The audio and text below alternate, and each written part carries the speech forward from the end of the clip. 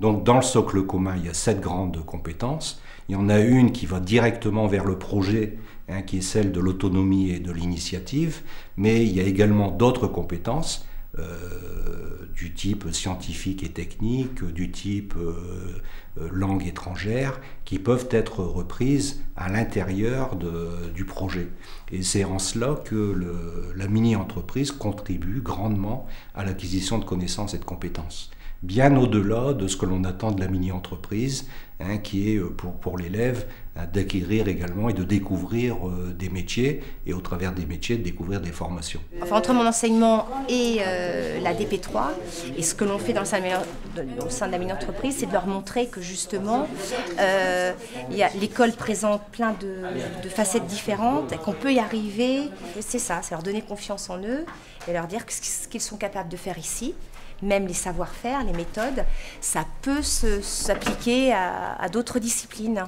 Travailler en équipe aussi, aider les autres, se faire aider, s'impliquer. Dans les temps pédagogiques, il y a différents temps. Il y a le temps qui est purement disciplinaire, où l'enseignant est avec ses élèves dans sa propre discipline. Il y a également des temps qui sont plutôt pluridisciplinaires. Et là, l'enseignant a besoin d'un support pour travailler en équipe pédagogique avec ses autres collègues. Bon, et la mini-entreprise, ça peut vraiment être un fil rouge au service d'une équipe pédagogique.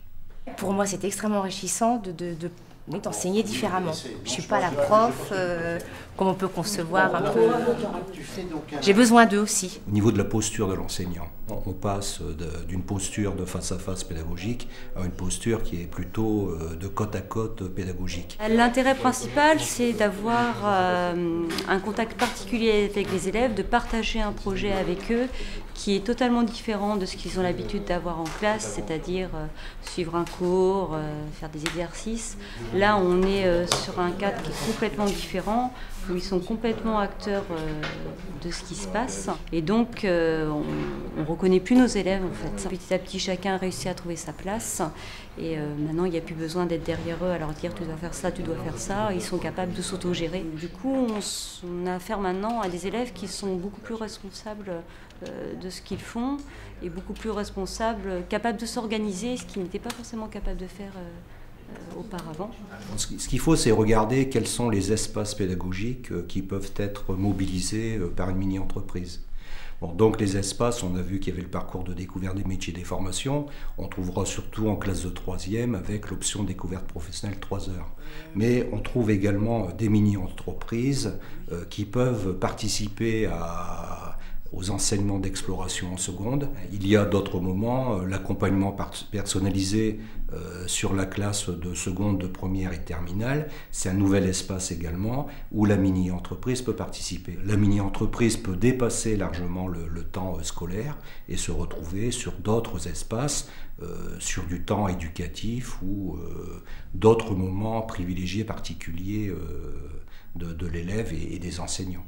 Moi, j'ai découvert des élèves sur notre jour, capables de faire plein de choses, d'être des élèves qui parfois étaient en difficulté scolaire.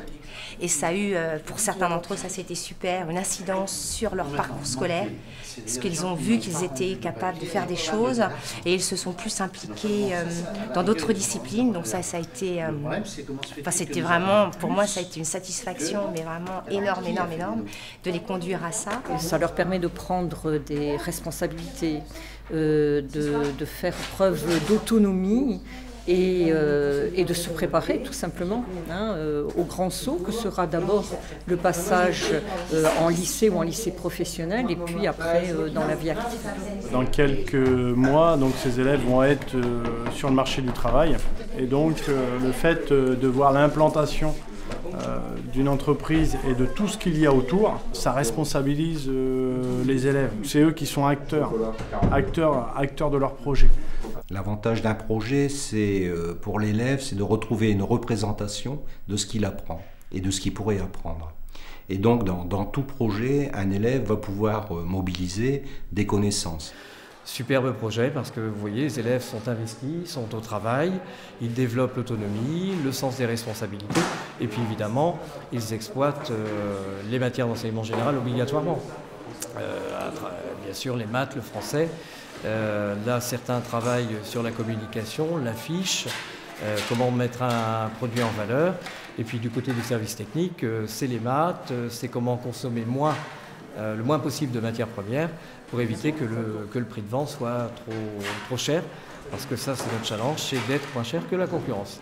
N'importe quel enseignant qui veut un petit peu passer du temps et s'investir peut tout à fait réussir dans la création de mini-entreprises. Donc on voit que cette mini-entreprise est vraiment un concept pédagogique excessivement important. On n'a pas tracé, défini l'ensemble de son pourtour. Il existe encore de nombreuses pistes pédagogiques qui peuvent être exploitées.